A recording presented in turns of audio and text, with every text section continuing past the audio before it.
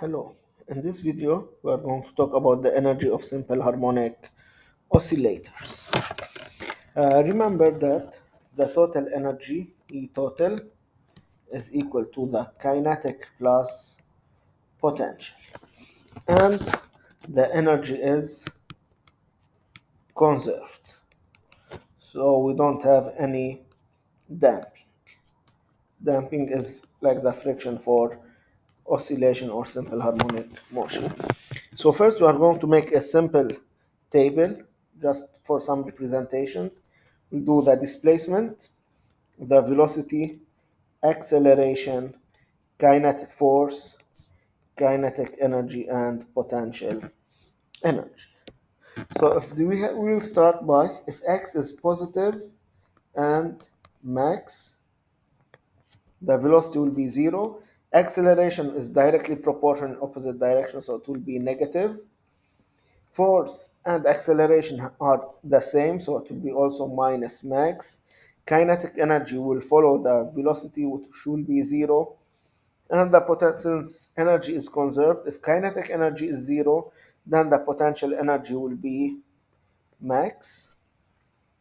The other case is if the displacement is 0, which is at equilibrium, velocity will be max, acceleration will be 0, force 0, kinetic energy max, and potential energy will be 0. Now, someone would say, how can it, if you have 0 force at equilibrium, what will keep it oscillating? And in that case, it's going to be the momentum will let it go, keep moving, and then the force and acceleration, they will start picking up. Okay, and as we said from before, by resonance, if we match the resonance, the natural frequency, the object will start oscillating. Now if we go in the opposite direction, let's say minus max,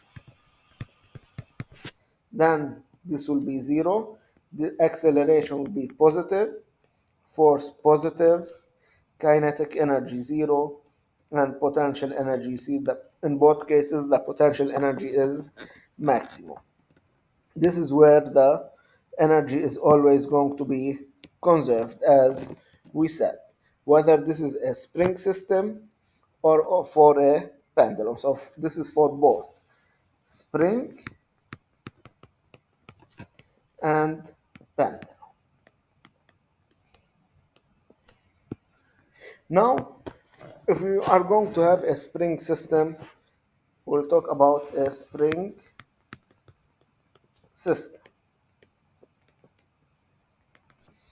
So let's say we know energy is equal also to the potential plus kinetic. Now at max displacement,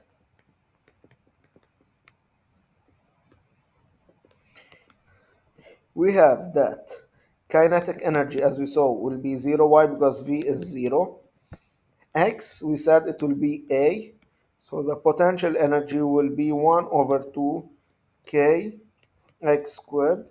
So U potential will be 1 over 2 K A squared, which is the amplitude. Now, from what we said, the energy, the total energy will be equal U plus K. So it will be equal to 1 over 2 Ka squared plus 0.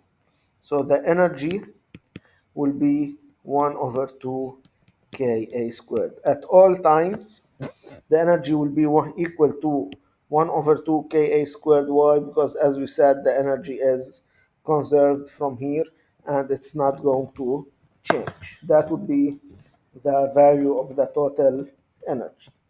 That's it for 7.4.